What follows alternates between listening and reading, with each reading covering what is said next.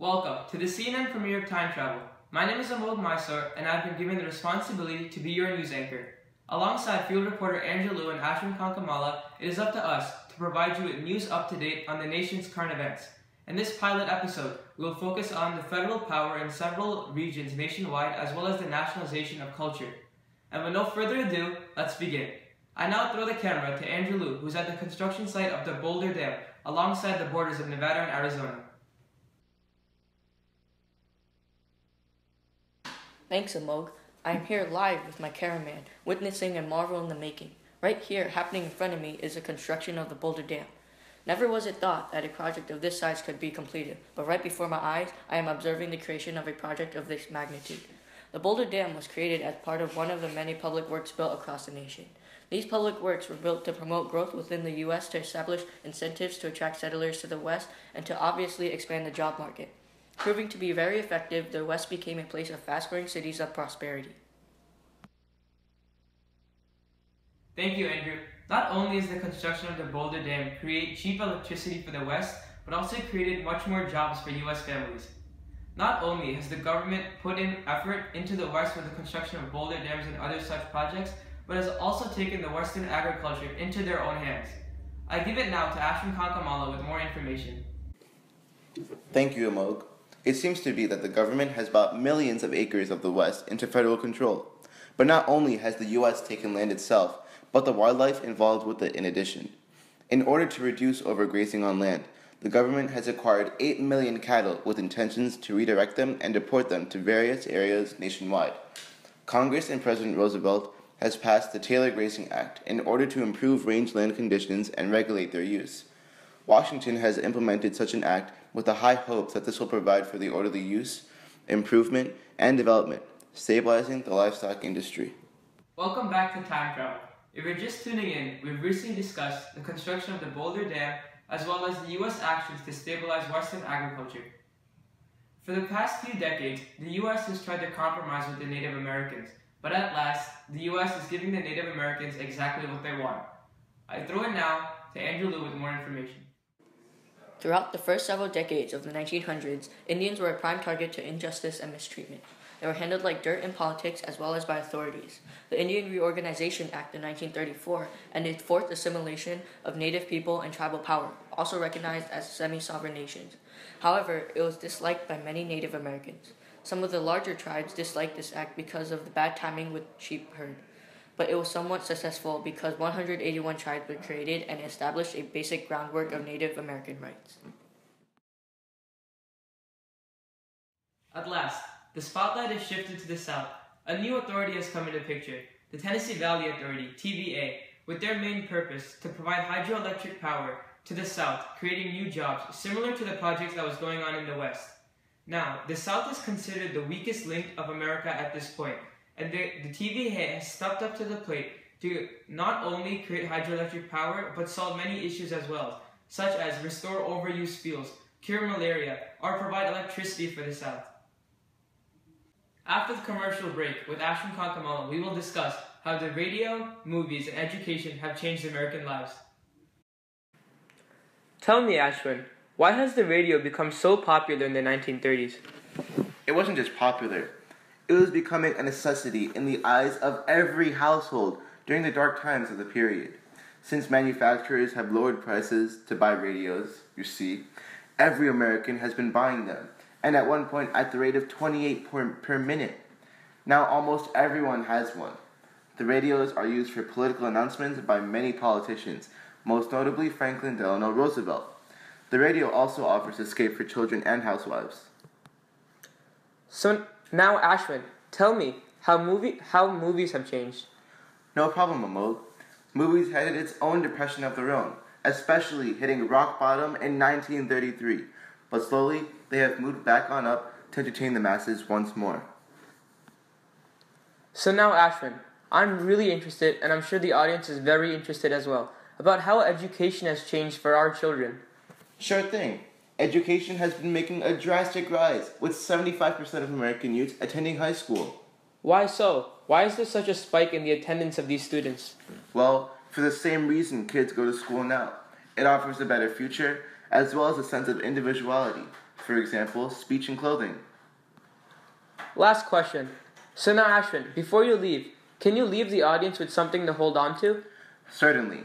The radio is becoming a cultural icon, greatly valued during these harsh times. The need for education is quickly beginning to increase as social reform focuses more on the future. Thank you, Ashwin.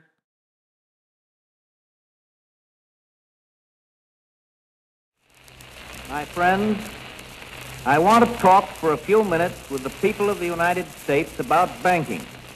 To talk with the comparatively few who understand the mechanics of banking, but more particularly with the overwhelming majority of you who use banks for the making of deposits and the drawing of checks. I want to tell you what has been done in the last few days and why it was done and what the next steps are going to be. I recognize that the many proclamations from state capitals and from Washington, the legislation, the Treasury regulations and so forth, couched for the most part in banking and legal terms, ought to be explained for the benefit of the average. We now continue to discuss several acts that have helped close the wounds of the falling economy, the National Recovery Act and the Agricultural Adjustment Act. I throw it now to Angela with more information.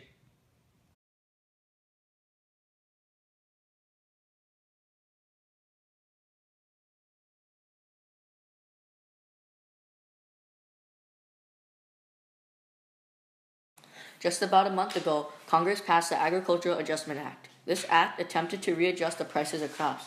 After the decades of worsening conditions for farmers, the Agricultural Act limited the production of crops and domestication of livestock in an effort to eliminate crop surplus, and therefore raise the prices of crops. The U.S. government paid farmers subsidies to not plant on part of their land and to kill excess livestock.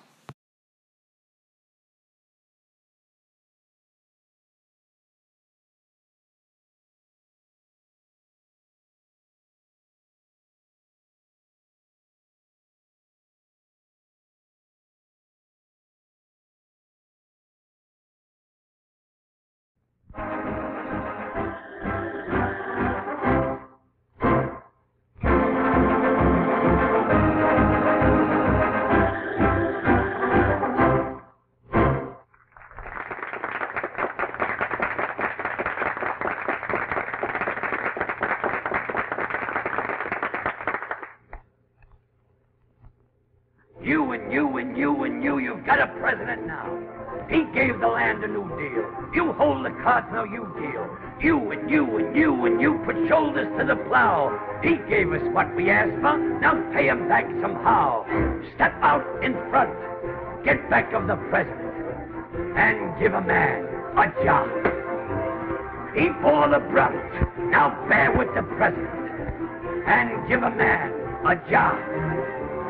If the old name of Roosevelt makes the old heart throb, you take this message straight from the president and give a man a job. You look like a banker. Who drives your car? I drive it myself, have a cigar. Keep your cigar and hire a chauffeur, and keep a man from becoming a loafer. You look like a grocer. No, sir, my job's extermination. You must give your assistants each a nice weekend vacation. And I'll need more men to kill the rats. We want you to hire a crowd. You'll do good work if you hang out this sign that means no rats allowed. What's the matter with you? I'm a very sick woman. Oh, a hypochondriac. You must get a doctor for pneumonia, a doctor for insomnia, one for osmosis and two for halitosis, one for anemia and one for eczema, neuritis, bronchitis, phlebitis, St. or any other kind of an itis that will delight us. You must get a doctor for every disease you got. In that way, he'll give you lots of enjoyment. And in that way, madam, you will help to end unemployment. Now listen to me, everybody. Step out in front. Get back at the president and give a man a job. You know he bore the brunt. You know that. I know it. So step out and give a man a job. You know who's in back of this in the NRA? No? Well, I'll tell you.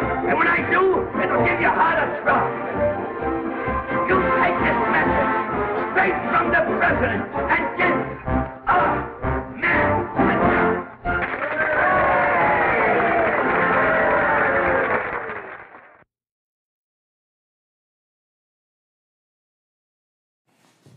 Thank you, Amog. The National Industrial Recovery Act established the right for the president to regulate industry in an attempt to raise prices after severe deflation and stimulate economic recovery. This act sanctioned, supported, and in some cases enforced an alliance of industries. Antitrust laws were suspended for the time being, and the government required companies to write industry-wide codes of fair competition that effectively fixed prices and wages, established production quotas, and imposed restrictions on entry of other companies into the alliances. As a way to set standards and provide equal opportunities for all, the U.S. government created laws to boost the economy after the recession that just hit America harder than anything they have ever received before.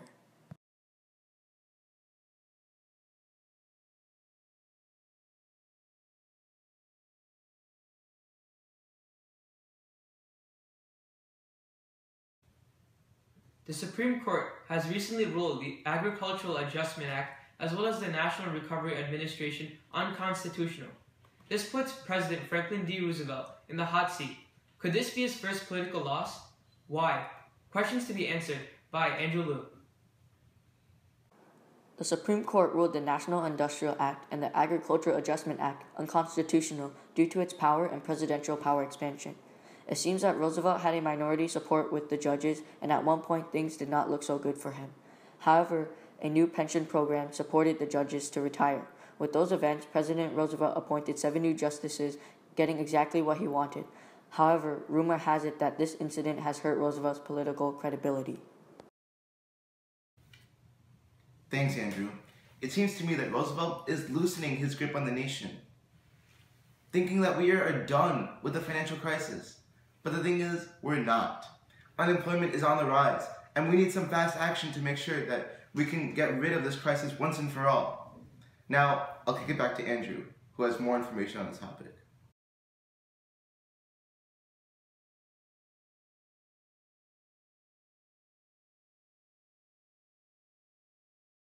Alternatives have been tossed around to solve our predicament, whether it be vigorous trust busting or the National Recovery Administration. Roosevelt rejected these ideas and stuck with deficit spending to solve the nation's problems.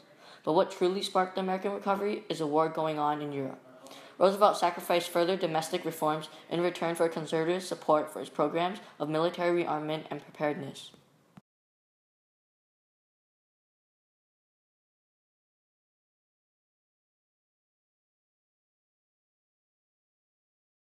Thank you, Andrew. With this being said, the United States seems to be going in a brighter future.